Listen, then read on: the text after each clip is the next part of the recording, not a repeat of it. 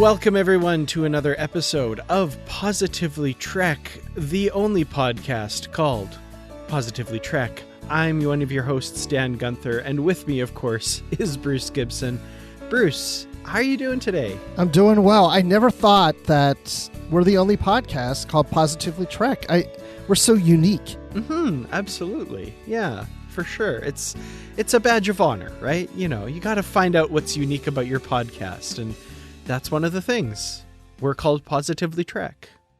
Yes. We're not the only ones that are positive about Trek out there, but no, absolutely not. Definitely some negative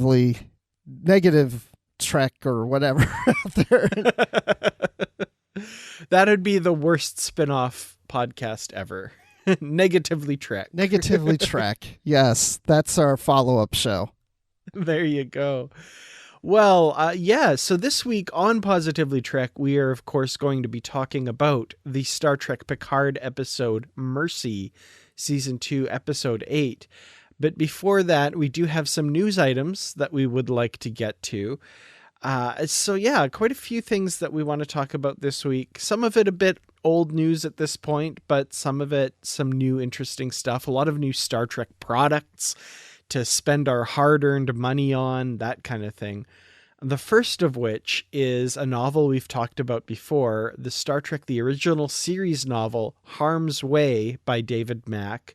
This is coming much later this year, and it's kind of it's a TOS novel, but it's also continuing the Vanguard series, which I'm a huge fan of, and I know a lot of people really enjoyed. So we've got the cover revealed in the last week for that, as well as a very brief back cover blurb that I don't know is the full final blurb, but we'll see. Yeah, it's probably not the full blurb because, like you said, it's real short. But this cover, I was supposed to have this cover to reveal at my panel at Star Trek Mission Chicago, but we did have artwork similar to this that we showed. It just wasn't the final cover.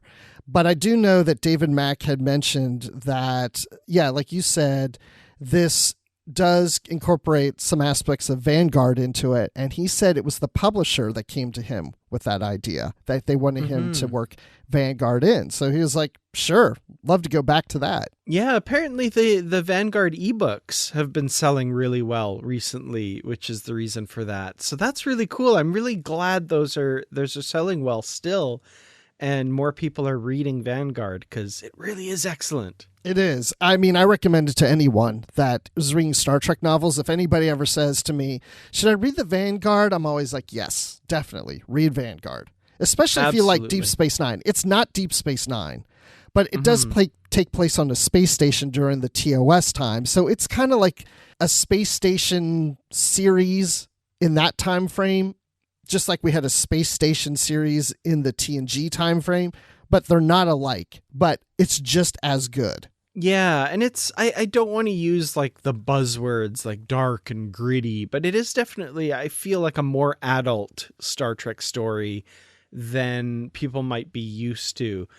And it's really good. I've always kind of described it as if Star Trek did an HBO television series. I feel like Vanguard would be a perfect. Of course, now since then we've gotten rated M for mature Star Trek series, so that's maybe not as new a thing as it was all those years ago. But it's in that vein. It's a bit of a precursor, I guess, to what we get, some of the more adult themes of Discovery and Picard. So yeah, it's very good.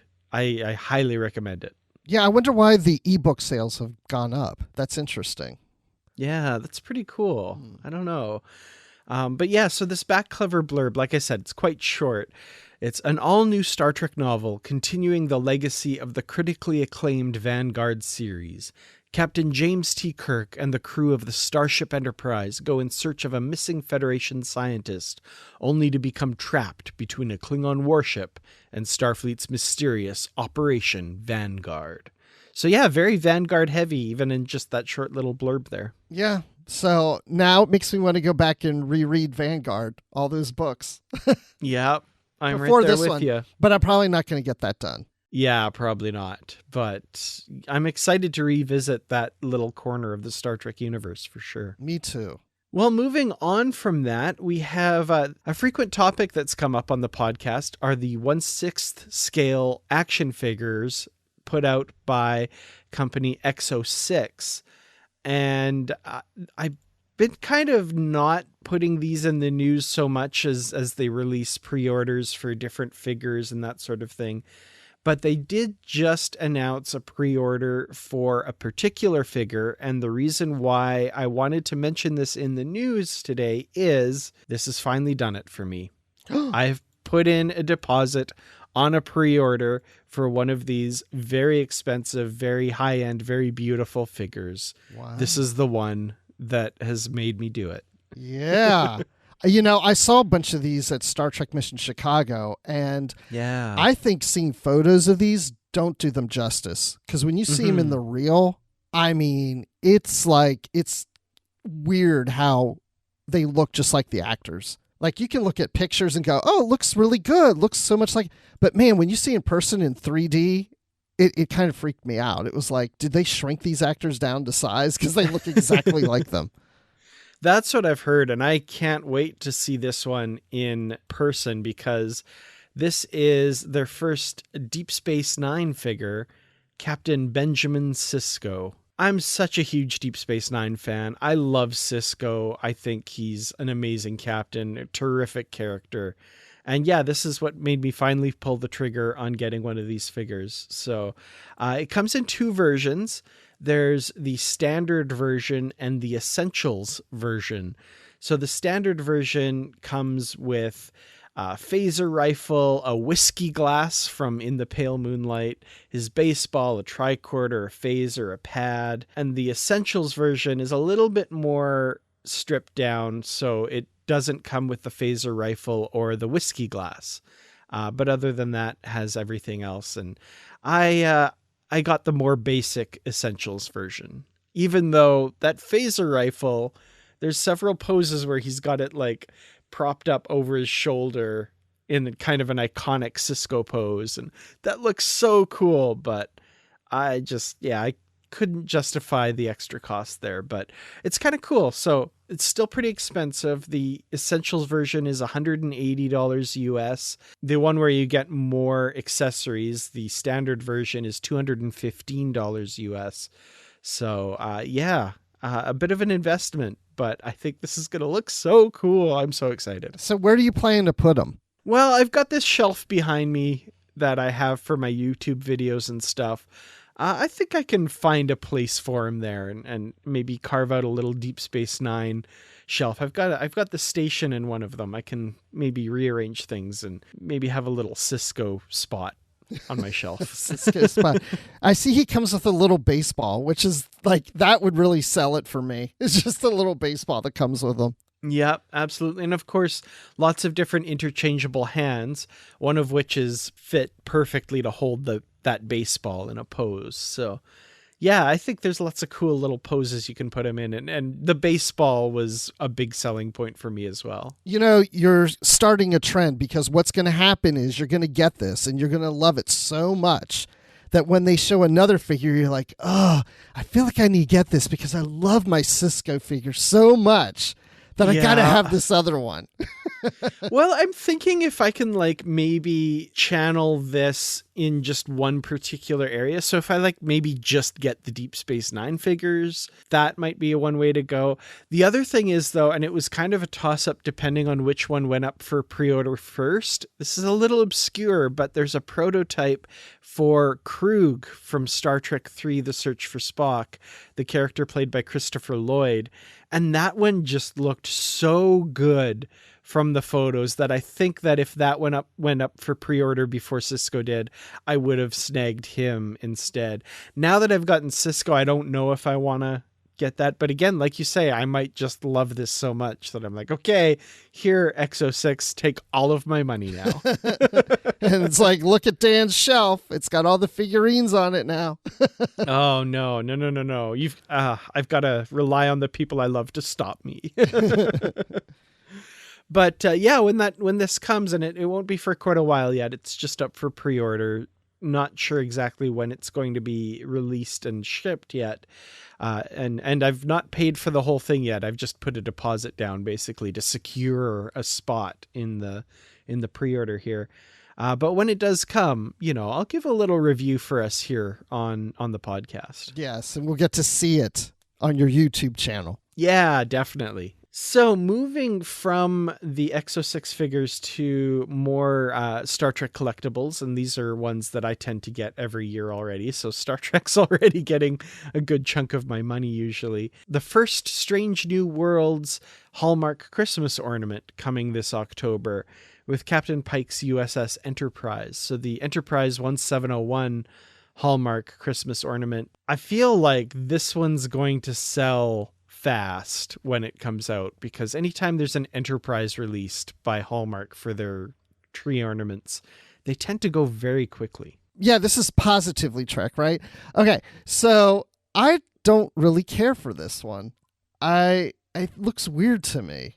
Like when I first saw it, I thought maybe it was the Enterprise D at first glance. Oh, really? Like the stripes, like, around the circle. I don't know. It looks strange to me. It doesn't look quite right. Is it just me? Is it because it's morning when we're recording? I don't know. Because it doesn't look like it. Like that first, if you go look at the link that we have in the notes, if you look at the first shot, that hull, like looking down at it, that's what made me think, oh, it's the D. And then I saw there's no D on it, and I saw the nacelles, and I was like, oh, that doesn't look. But does that look like what we're seeing in the new series? I feel like the contrast between the dark and the light parts are a little stronger than what we see on the series, but the markings are the same as what we see on the series. But yeah, the contrast looks a little different for sure. Yeah, I think that's what it is. Like the stripes are too bold. Yeah, might be the case. It does look a little bit. I feel like the hull color might be a little lighter than what we see on the show, and that might be throwing it off a bit there. I'm not sure. I do have a model kit of this ship as well that I've never built, that I have stashed away somewhere. I should dig that out and see what the painting guide recommends for that. But I'm really excited for this one, though. A new Enterprise. These are, I think, prototype images as well, so it might look a little different when it actually comes out. But it retails for $32.99. It'll have lighting, of course, as these all do. I will definitely be adding this to my collection. Okay. Well, as people know who've listened to this, I don't still have a single Hallmark ornament of any type. Not even just Star Trek. So, but who knows? If I go in the store, maybe I have to see it, in real life, and maybe it'll work on me more. But yeah, it just feels like the stripes on there are just too bold. That's what's throwing me off. Well, as we know, of course, the other Hallmark ornaments that are coming this year are the, I think this is the final year for the Mirror Universe Storyteller ornaments to kind of cap off that series. But we also have a couple other products they announced and showed off at Star Trek Mission Chicago, the Itty Bitties. We have Guinan and Judge Q. Those are those little tiny plush things with the really cute smiling faces on them. I have a couple that I've gotten as gifts. I got a 7 of 9 and Captain Janeway double set a little while ago.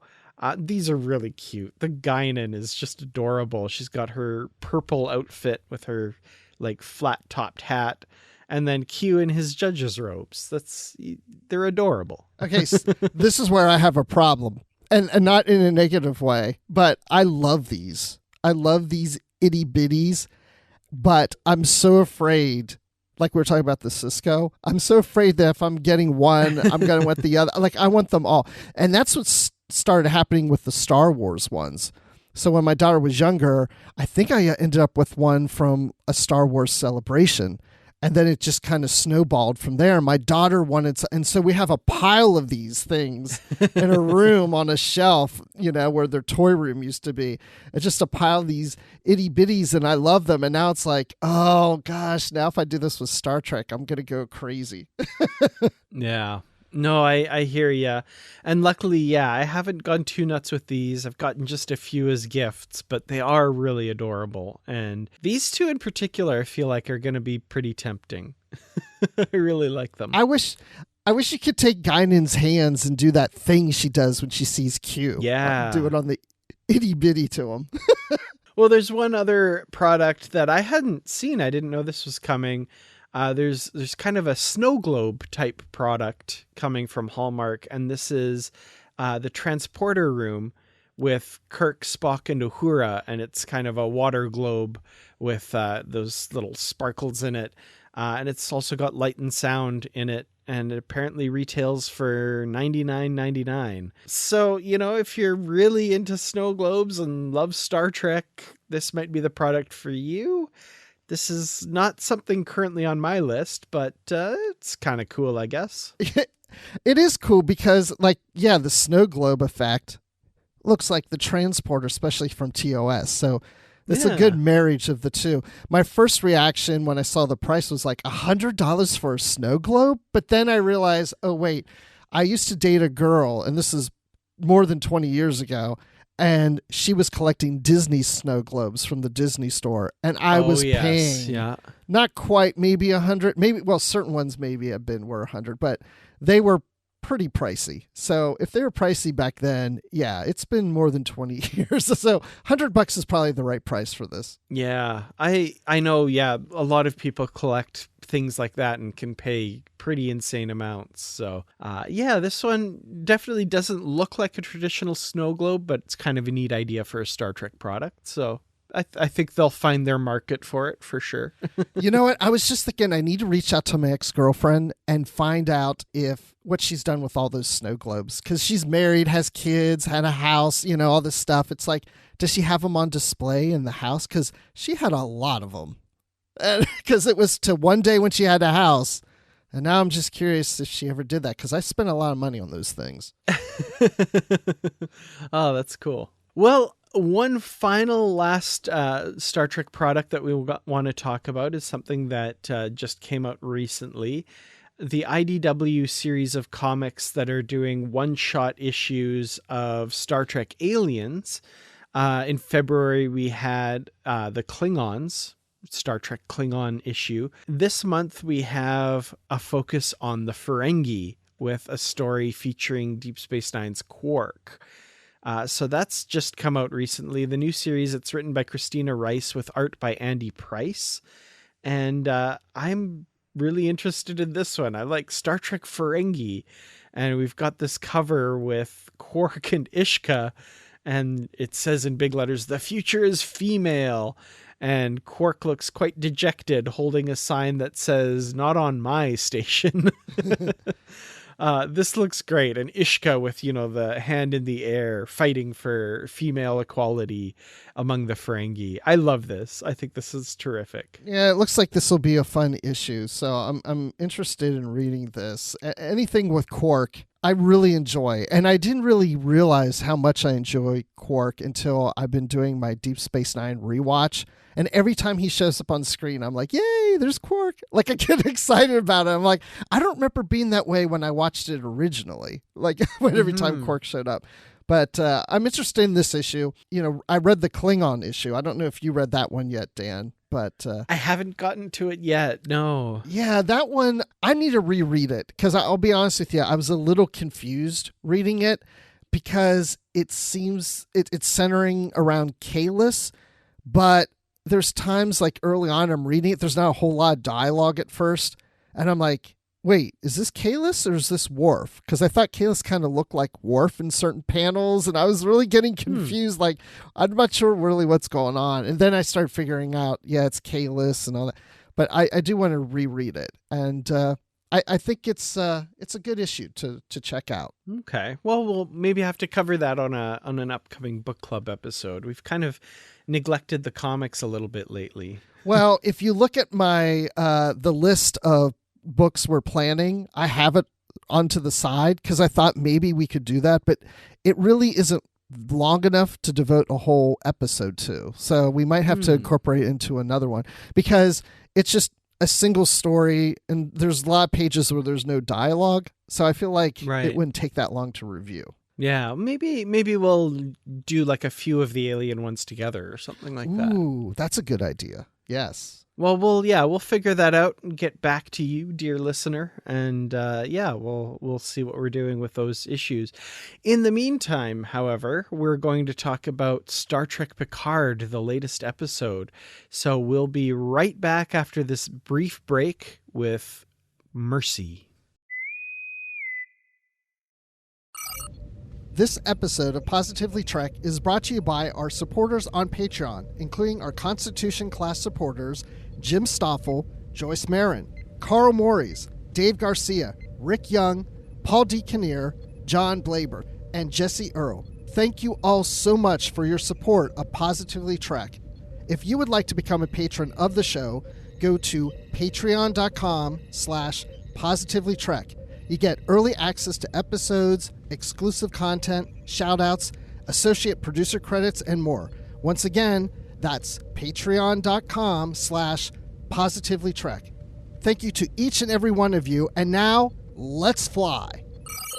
You're gonna have to Borg up, lady. No cranial implant equals no Borg proximity transceiver. I can't track her. I meant analog. You are her. Loose, with legs. What do you do? I don't know, Rafi. I'm not Borg. You are 7. And who was that? Exactly? To you? You know what? Never mind. So season 2, episode 8, we're getting towards the end of the season. After this episode, just 2 left in season 2 of Picard, and it seems we're getting more of the story. We're moving along, but I've been reading some comments online, maybe not moving along as fast as some people would like. So I'm curious. I'm excited to find out your opinion of this episode and where we are in the season and how much is left here. So yeah, Mercy is the title of this episode. Bruce, when did you watch this episode and how many times?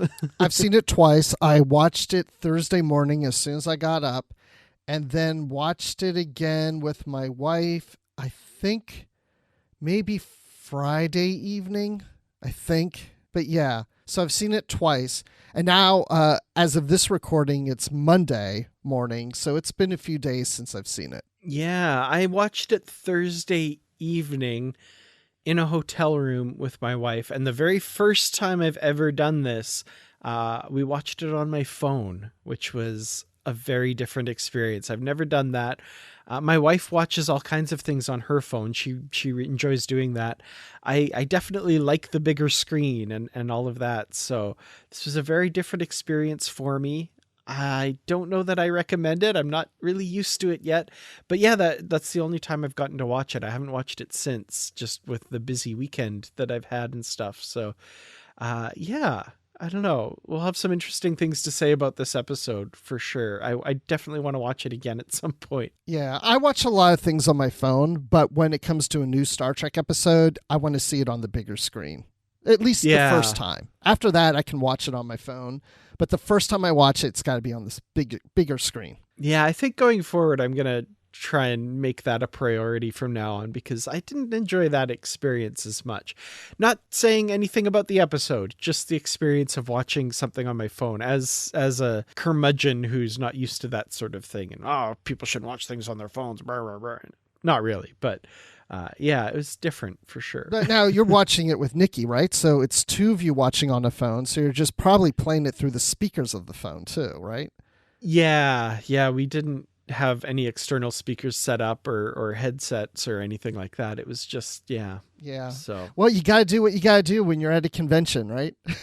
Yep, absolutely. Still got to watch my Trek somehow, for sure. Yes. So yeah, there's a bunch of stuff going on in this episode, and I've talked about this with Picard before, especially this season. It's hard to differentiate the episodes this season. Like, this is definitely a season that when I look back on it, I'll be hard pressed to remember exactly what happened in which episode, because it is very much this continuing story with these plot threads that continue on. I guess this one would be the FBI interrogation episode. Like, if you had to kind of give it a label, that's kind of the main thing that's happening in this, although there's other things going on as well. And I want to get to the FBI interrogation stuff, but I think I'm going to save that for a little bit later, because let's talk about Seven and Raffi and their search for Agnes as the Borg Queen here, because these two characters, Seven and Raffi together, I am just falling in love with this pair. And I mean, there's a lot going on and there's some animosity and antagonism there, but boy, these two actors working off one another, I could watch them all day. Yeah, I really like that about this episode, is getting a little more of them together. I mean, we're getting them sprinkled in different episodes, and this is kind of a sprinkle too. But I feel like they got a little more screen time and working together on this one than some previous episodes. And we are getting a little more backstory to Raffi in this, and we're really exploring the relationship between the two of them and where they're coming from. So it's really getting more interesting as we're going along with these two. And I'm really enjoying it. Yeah, and there's some interesting stuff with Seven as well, with dealing with her past as a Borg and her kind of feeling separated from that now, and exploring what that's like, and being not just seen as a Borg anymore. And it was interesting here because they're chasing the Borg Queens. So Seven likely is going to have some kind of special, unique insight into that. But Seven doesn't really appreciate that she has that insight, because she's bristling against this idea of her having to think like a Borg again. So that was really interesting to see her kind of wrestling with that a bit. Because in the previous episodes, we're seeing how she's enjoying the fact that she doesn't have the Borg implants, and people aren't looking at her like a Borg. They're looking at her just as this woman, as if she's normal, and they're treating her differently. She feels like she's being treated with more respect, that she's just this regular person and people aren't afraid of her and judging her because she has Borg implants. These people in this century don't even know what the Borg are. So even if she had the implants, they don't know what Borg is. They just might go, oh, that's an interesting cosmetic thing you got going there, right? So she's feeling more comfortable and realizing how she's felt uncomfortable having the Borg implants and always feeling people are always looking at her as a Borg. And now that they're gone, she's enjoying this experience. But then you have Raffi reminding her, hey, you are a Borg. You should be able to figure this out. Think like a Borg. Be like a Borg in order to accomplish this mission. And she's just like, would you stop it with the Borg stuff? Like, it just makes it's like bringing it back, you know? She's starting to realize, why is everybody projecting the Borg onto me at all times? Like, you know, and it's like, now that I'm in a situation where people don't know the Borg, I don't feel that anymore. And then you're just bringing it back. Absolutely. And I felt for Seven in this one. She's torn, right? And she's lashing out at Raffi and probably not even realizing deep down exactly why she is, you know? And Raffi, of course, they're just trying to get this mission done. And she also is trying to get closer to Seven and is kind of encountering this bit of a wall that the Borg have built up inside Seven, right? So yeah, it's tough. Well, speaking of Raffi, of course, she's dealing with her own stuff at the moment and her guilt about what she feels that she contributed to Elnor's fate, I guess. She talks about being upset that she's manipulative. You know, Seven accuses her of being manipulative, and Raffi says, you're right. And we get this interesting flashback scene where, in kind of typical Raffi fashion, as we've seen, she manipulates Elnor into not going back to the Coat Millat for a while and instead entering Starfleet Academy right away. You know, we've seen Raffi kind of act like this before, doing the kind of guilt trip thing. And now it's backfired on her. She's thinking that she's responsible for what happened to Elnor and realizing that, you know, she was manipulating him like she feels she does all the time. So that was tough. And I mean, I recognize that behavior in myself and in people around me. Like, we've all kind of been there. We've all kind of had that bit of a selfish desire to make things happen the way we want them to happen. And, you know, I think just in this case, it's backfired on Raffi in a way that makes her feel awful. And I was really feeling for her with all of this as well. Yeah, I mean, she's really grown attached to Elnor and has been a mentor to him.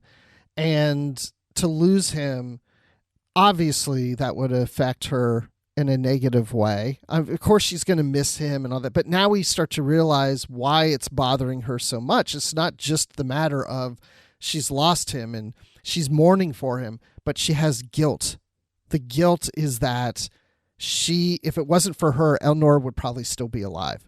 If she hadn't manipulated him into staying with the Academy, he could still be alive. But again, we don't know that because even in the Qowat Mulat, he's not necessarily in a safe place. He's putting himself in dangerous positions. But because he's been with her in the Academy and it led to his death, she feels that guilt. And she's felt the guilt of losing others, not to death, but just losing relationships. Even with Seven, they're kind of on a bit of a rocky road right now in their relationship. And so she's probably really looking back at how she handles people. And here's someone that died because of what she's done. So she's reevaluating how she is around others. Yeah, absolutely. And, I think she's being too hard on herself, obviously. Yes. But it would be hard not to feel that guilt based on what has happened. But like you said, hindsight is 2020. Who knows what could have happened or what would have happened if Elnor had taken a different path? We don't know, right? So it's just this particular set of circumstances has happened. And also I'm glad that Evan Evagora is getting a paycheck and is showing up in these episodes. The flashback scenes seemed a little weirdly placed. Like it took me a second to be like, wait, what? Oh, it's a flashback. It was a little strange, but I'm glad we did get to see Elnor a little bit in this episode. Yeah, now that you mentioned that, I do remember when that flashback came, it took me just a second or two to go, wait, this has got to be a flashback. The transition to that should have been maybe a little more obvious at first because, at first it kind of took me out for a second to realize, wait, why are we seeing Elnor now? This has got to be a flashback. Yeah. Yeah. I don't know how you would do that better, but yeah, some sort of indication there. I don't know I think we're a few years beyond doing the it gets ripply and wavy and we go to a flashback. Like Wayne's World. Exactly. That's exactly what I was thinking. Yeah.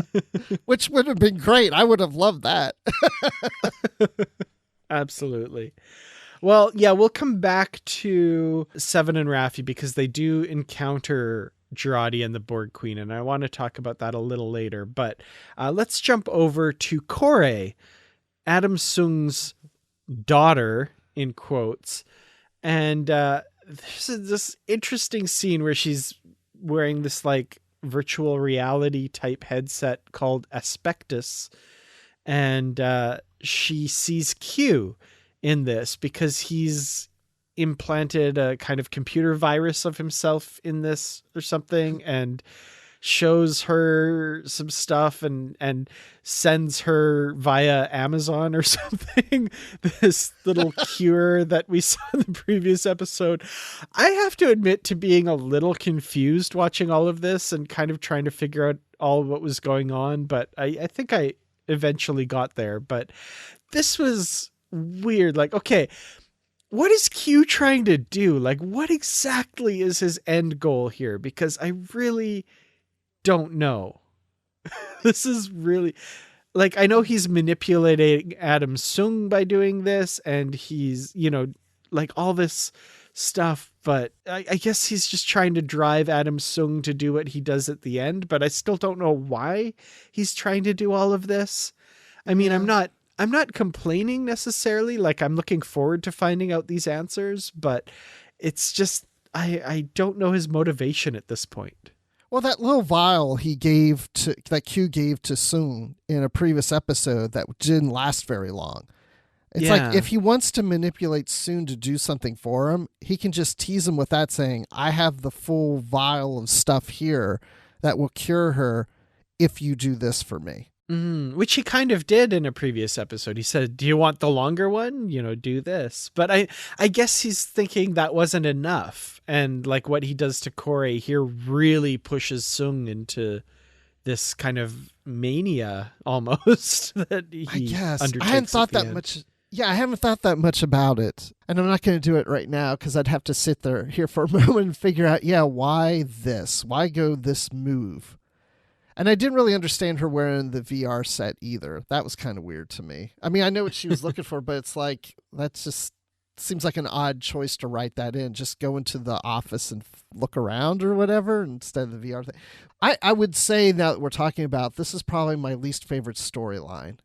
And not just the episode, but because all these kind of episodes run together in one story, the Soon Kore thing is my least favorite. It's not that I don't like it, it's just my least favorite. Yeah, it's a bit of a digression that is from the main thing that's going on that seems kind of odd. And that's a bit of a pattern I've noticed in this season of Picard, and we'll get to another one too that I thought was going to be much more of a big deal, but turns out to just kind of be a digression from the main story as well. So I don't know. And I mean, it does figure into the main plot based on what kind of happens at the end, but it's still this kind of side thing that seems to be distracting from the main story, if that makes sense. Yeah, and I guess we'll figure that why this all makes sense once we get to the end. And that's why I really want to go back and watch these all one after the other instead of having a week apart. Yeah, I think it would play better. Yeah, this feels like a bingeable series, which I never thought Star Trek would, but it kind of makes sense that this would be, you sit over a weekend and watch all of the episodes together for sure. Yeah, but the fact that he gives her this and it says freedom on it, seems to be a way that Q is saying, okay, I have to get rid of her to get to him. Like, I really need him, but he's so attached to her that for me to get him to do where I really need him to do, she needs to be out of the picture. Well, she does take this and it seems to cure her. Hopefully it's a more permanent one than the previous one was. And she walks out on Adam Sung and leaves. And that kind of breaks him, basically, it seems. And there it is. I mean, maybe that's just it too, right? I mean, Q wants to break soon because in order to get him to do what he wants him to do, he has to break him. And this is the best way to do that. The one thing I have to laugh about is, if you remember last season, Issa Briones is always in her bare feet. I always say that. And that she took off her shoes again. She's in her bare feet, feeling the grass between her toes. And I just started laughing. I'm like, they always get her in her bare feet. Interesting. That's funny that I've never really noticed that, but that's true. Oh yeah, when we would talk about season 1, I would always go, she was in her bare feet again. Well, so let's talk about Rios's story a little bit here, because I'm still enjoying. I really like Rios and Teresa and even Ricardo eating too much cake out of the replicator. I don't know why one of the two adults didn't stop him there, but okay, just get sick on cake. He's fun. I like the kid. Rios and Teresa, I really like their relationship, and I honestly thought I really love the writing of the dialogue in this episode. And this episode is co-written by Kirsten Beyer and Cindy Appel. So Kirsten Byers got part of the writing credit on this, so I know I'm going to like it because I love her writing. This whole thing with Teresa and her saying, like, imagine we've been together for 10 years and we've drifted apart and blah, blah, blah. And, what's one thing you'd tell me that would still surprise me or something. I loved that. I thought that was really sweet and kind of interesting. Like, I really like her kind of starry-eyed romantic edge that we haven't really seen before. That, I don't know, something about that interaction really spoke to me. I thought that was lovely. Okay, I'm going to go ahead and admit it. When people ever ask me about Star Trek crushes, she's falling into that category now. And maybe because of these types of scenes, it's like Rios and her together and you see them falling in love and, you just kind of latch on to that whole thing because it plays so well and they work so well together, these two actors, and you can feel that chemistry there.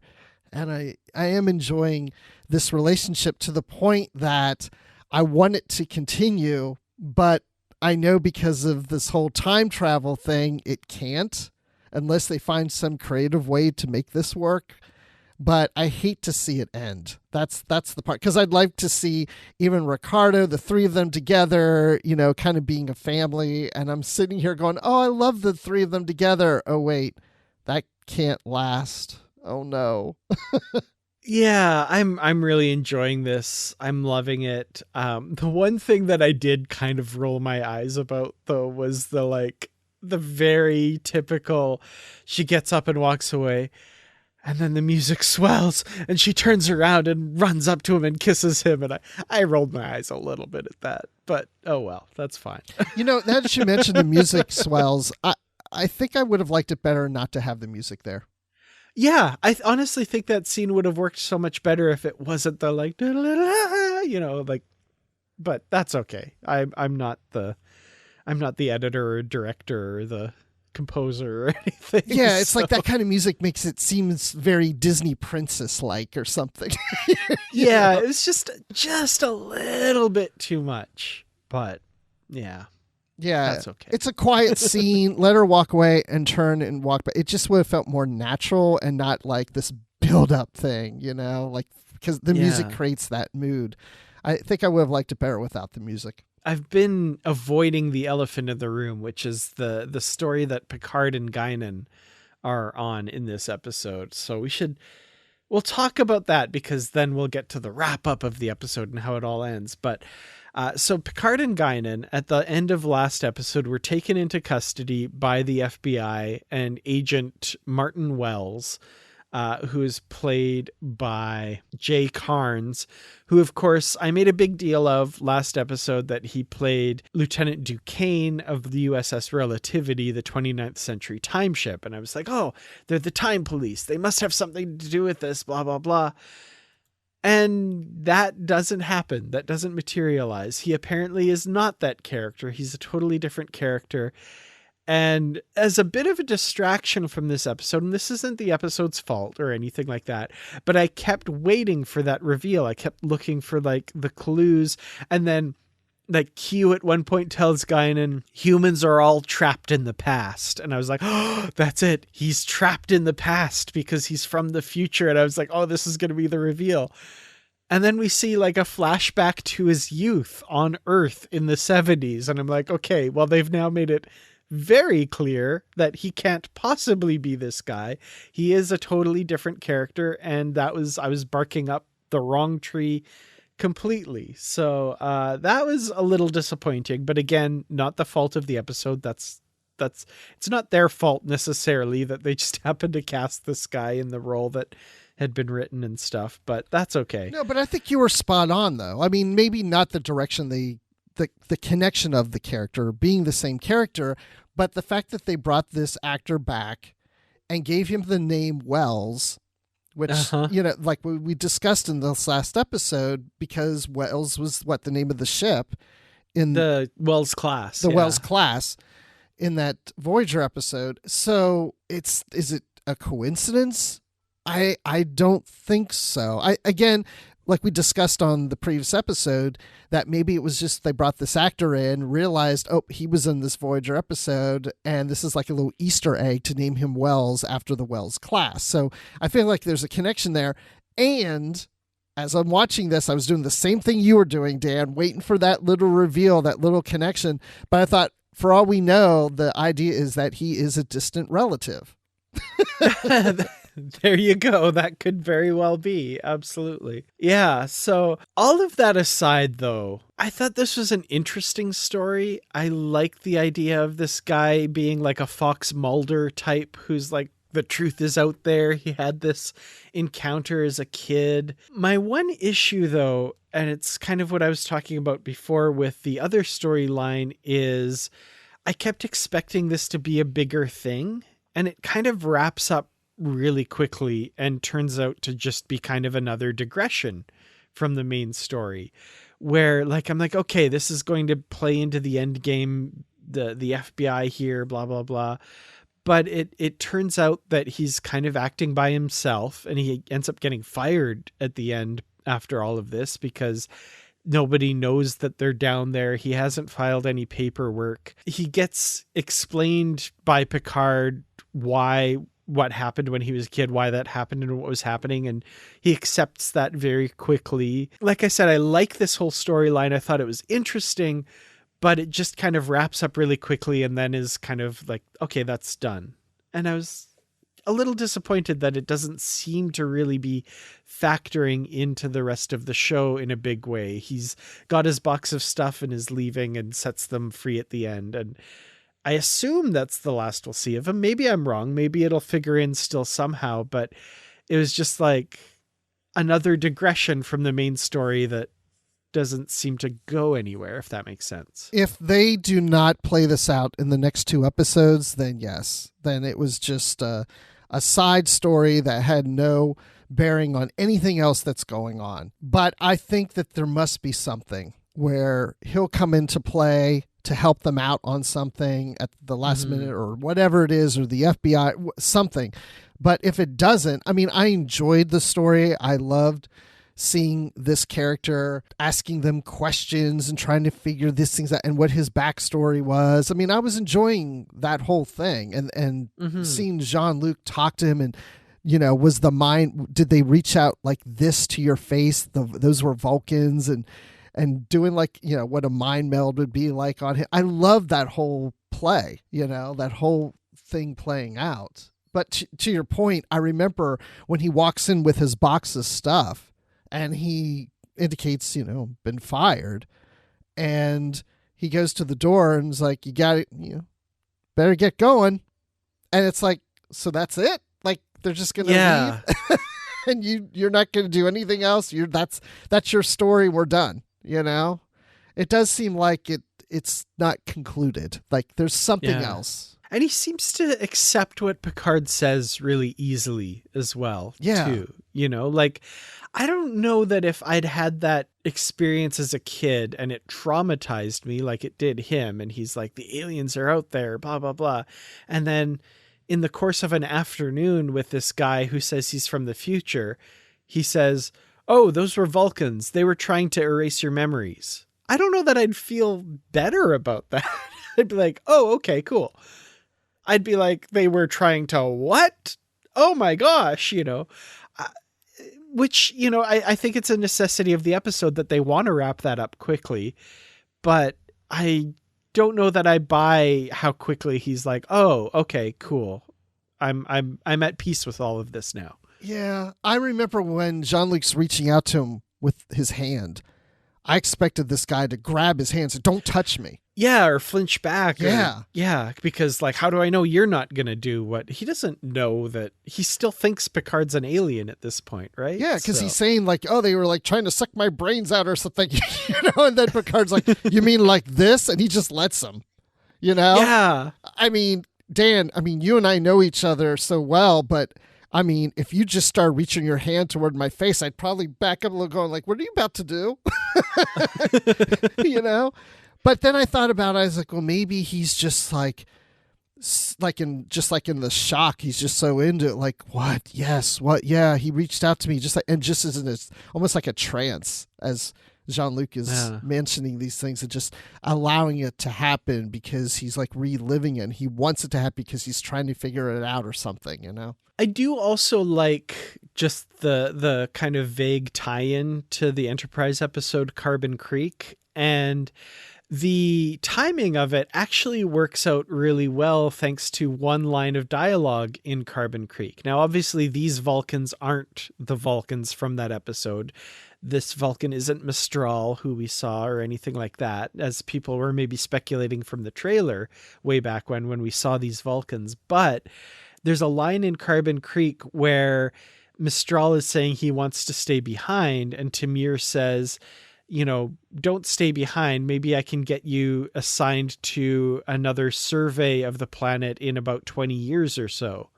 And this takes place in the 70s in the youth of Agent Wells. And Carbon Creek was in the 50s. So I don't know if that was a coincidence or if they really like looked at it and said, hey, let's time it perfectly. This was about 20 years later after that. So this is the next Vulcan survey of Earth. Nice. So that's kind of cool. See, this is, again, one of the reasons I like podcasting with you, because you'll bring something that I'm like, I didn't even think that, or I wouldn't even picked up on that. I mean, I've seen Carbon Creek several times. I didn't recall that line that you just mentioned. Now, I did get Carbon Creek vibes watching this episode, like you were saying, and I thought, well, it makes sense that they're surveying there because they've done something like this before, but it's like, I didn't even think about that line that says, next couple decades or so, like we'll be doing another survey, and well, this is it, right? That's so. I'd like to think that the writers knew that and played that. Yeah. Yeah, I'd like to think so too. I think that it just works out so nicely. Yeah, I like that. It does. Well, let's get back to Seven and Raffi, and they manage to track down the Borg Queen, and Seven uses some of her knowledge to, and this is kind of a neat addition to canon. I like this, that the Borg use lithium ions as a stabilizer to allow the body to produce nanoprobes and that kind of thing. I think that's cool. I like that little bit of, and the fact that the smell of it reminded Seven of her assimilation as a youth, and just that triggering that I thought was interesting. And yeah, they find Jurati basically sucking up car batteries and gaining strength like this, and they try and stop her, but they're not able to, and she gets away, which sucks because she finds Adam Sung and gets in cahoots with him now. So what did you think of pairing these two together, and what's the end game here? Like, what is the Borg Queen trying to do now? I don't know. On the surface of it, I was like, okay, if she elevates this guy, we get the future of the Confederation where the Borg are wiped out. So why is she trying to help that? Unless, of course, in true Borg Queen fashion, she's got her own plans on top of this that she thinks is going to succeed. But it seems risky to like start that future off where the Borg lose so big. I don't know. I should have spent time really just thinking about this episode a little more, because now I'm wondering, why is she coming too soon? Why is Q coming? I mean, they both are, right?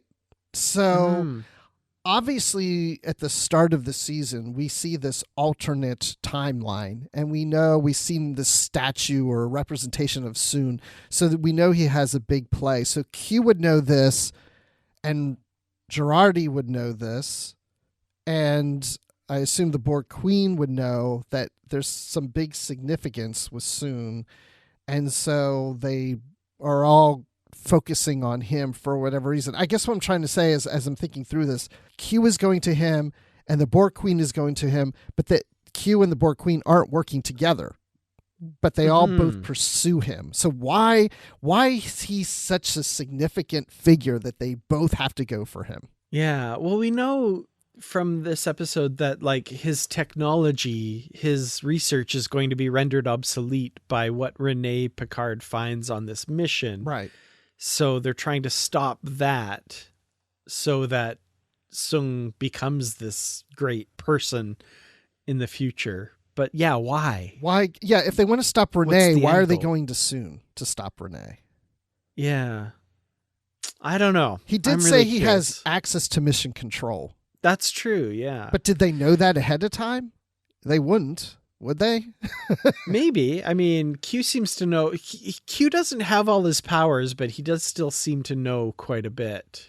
So the other thing, though, of course, is I want to comment on is Alison Pill acting as the Borg Queen. Incredible. I love her as an actor. She does such a great job in this. I'm glad you mentioned that, because I was going to say that too. So, yeah, I mean, I'm convinced that she is the Borg Queen, the way she's portraying this character.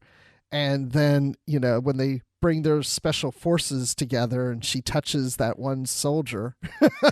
Oh, great. Yeah, let's talk about that. So Sung has access to this military, paramilitary, basically, and they get some of their best soldiers together to turn into drones to attack La Serena, it seems. That is terrifying. I was like honestly getting the heebie-jeebies watching that. Like how like Sung is so terrible, and like the Borg Queen, just like the fact that they're working together. Oh man, boy, he creeps me out, and that's Well, the Borg drones, when that happened at the very end of this episode, I thought, okay, we have 2 episodes left. This is where it's really going to start taking off. You were mentioning at the start of this episode of our podcast here that you've been reading people online saying about the pacing has been too slow, or it's not, I haven't felt that way at all. I mean, the pacing has worked for me. I mean, I feel like this could go maybe another 7 episodes, but at the end of this, I felt like, okay, now we're coming to the climax of the story. Like, all of a sudden, episode 9 is really going to start taking off. All these things are going to start melding together. And then we'll get to the last episode, and that's the big finale. Well, I mean, I don't have a problem with the pacing either. Like, I'm really invested in this story. I love seeing it play out. And again, as we've said, this is going to be a very bingeable series, I think. I'm really curious to see how it all goes in the next 2 episodes. The one thing that I don't have a problem with necessarily, but I'm starting to notice it, is just the lack of answers to questions. It's just, we're getting more and more questions. Like, why is this happening? What's the motivation of this character and that character? Why are they trying to do this? I'm fully expecting those answers in the next 2 episodes. Like you say, I probably just eager to know how it goes, which isn't a bad thing. That's the sign that they've got me hooked, right? So, well, and the thing is, when this all ends, we may be looking back and going, wait, then why did they? And and I mean, I have that experience with other shows like this and movies or something, but that's the reason I love to then go back and rewatch it, because now that I know where it's going, the experience is different. And all of a sudden, then I start realizing some of the answers to my questions were always there. I just didn't know to look for the answer at a certain point. But now that I know the question and I pick something up earlier in an earlier episode that kind of answers, like, oh, I never even made the connection of those two. Now that I've seen it through once, watching it a second time, the pieces are falling more into place. And so I'm looking forward to that experience. Yeah, absolutely. This is going to be a really fun rewatch, I think, for sure. Yes. So, Bruce, I guess if there's nothing else to say about the episode as we've gone through it, do you have any final thoughts for Mercy? I would say that I enjoyed this maybe a little more than the last few. I don't know. I just remember really being into it. And I did like the whole Agent Wells storyline that was taking place, even though, like we're just saying, what was the point of all that, like to the overall story? So I do hope there's a payoff to this later. But I did enjoy the storyline regardless. And even we didn't really talk much about it, and I don't have a lot to say about it, but I did enjoy the scene between Q and Guinan. I was going to bring that up too, yeah. Yeah.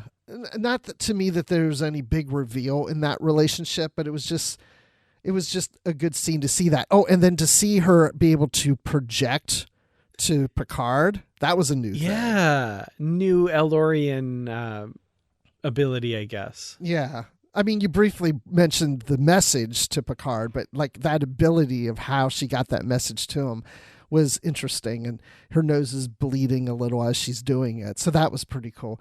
And then, the Raffi Seven relationship, I enjoyed that. And Girardi being the Borg Queen, great acting portrayal of the Queen, balancing those two characters together. Yeah, Rios and Teresa and Ricardo. And I mean, every scene, like I'm liking all these different characters together. And by the way, and I can't remember the actress's name top of my head, but the one who's playing Guinan now, I'm so used to her being Guinan that she's like now my Guinan. Oh, wow. Yeah, she's terrific. Yeah. Yeah.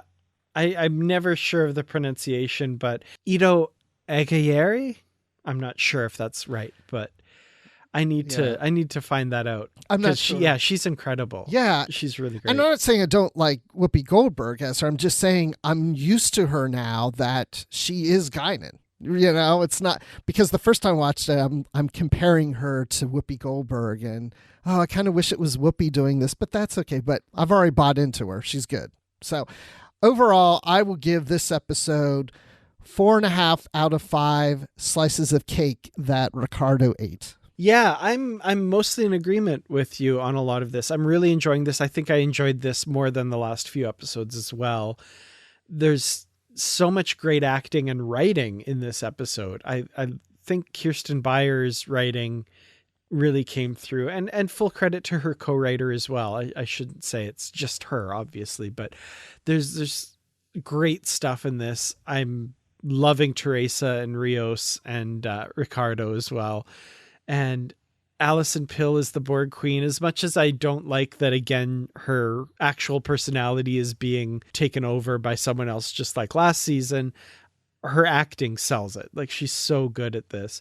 And the Agent Wells storyline, like you, I really enjoyed it. It's a little frustrating to me that it just seems to be this side thing that's, but maybe it won't be. Maybe it'll figure in more. I hope so. But even if it doesn't, I still really enjoyed it. And I think Jay Carnes is a great actor, and I was glad to have him, even though he wasn't playing Duquesne. That's fine. I really enjoyed that story. So kind of the Fox Mulder of the Star Trek universe at this point. Yes. I love that. So I'm curious to see where it's all going. I'm enjoying the heck out of this. I love that Q did eventually show up to Guinan, and maybe it was just like we said last week. He just had to get there by bus or whatever. I thought about that. It's just taken forever. You mentioned Ito as Guinan, and I absolutely love her as Guinan as well. And she is totally Guinan in my head as well. My one tiny regret in this episode is that the pre-union between Q and Guinan wasn't John Delancey and Whoopi Goldberg. Yeah. But that's unavoidable. That's okay. Yeah. I do love Ito as Guinan, and I think she's doing an incredible job. I would love to see Guinan and Whoopi Goldberg and John Delancey together, redoing their face-off thing. Yes. But that's okay. I agree. Yeah. So that would have been cool. I think that thought did occur to me at one point, but yeah. So yeah, I'm, like I said, enjoying this more than previous episodes. I'm going to have to give it, I think, 4 out of 5 mind melds interrupted by beaming up. So it doesn't quite take. There you go. And I fully expect that in the next episode or two, we will see Corey on the beach like we saw in the painting in season 1, and she'll be in her bare feet. I like it. Absolutely. Well, Bruce, when you're not taking note of when Issa Briones shows up in bare feet, where can we find you? I swear, when I saw her at the convention in Chicago, I wish I would have gone up to her and asked her why she's not in her bare feet at that moment. But good thing I didn't. But you can find me on Twitter at Admiral_Rex. That's Admiral with the underline Rex. I'm also on Instagram at just Admiral Rex, no underline. And also on a recent episode of Literary Treks, and I'm also co-managing StarWarsReport.com. The podcast has ended, but the website continues. So we have blogs on there about Star Wars, and we still have a podcast network of podcasts about Star Wars on there. So check those out. Excellent. And you can find me on Twitter. I'm at Kertrats. That's KERTRATS. You can also find me on youtube.com/Kertrats Productions and on Instagram at Kertrats47. Speaking of Instagram, you can find the show there at Positively Trek and on Twitter at Positively Trek. Check out our website, positivelytrek.com, and of course, the Positively Trek discussion group on Facebook, which is my favorite place to hang out online. We also have a Goodreads group for our book club episodes. And check out our Patreon, patreon.com/positivelytrek. And thank you so much to our Patreon supporters. We really could not do the show without you. Thank you, thank you, thank you. For Positively Trek, I'm Dan Gunther. He's Bruce Gibson. We'll see you in our next episode. Until then, as always, stay positive.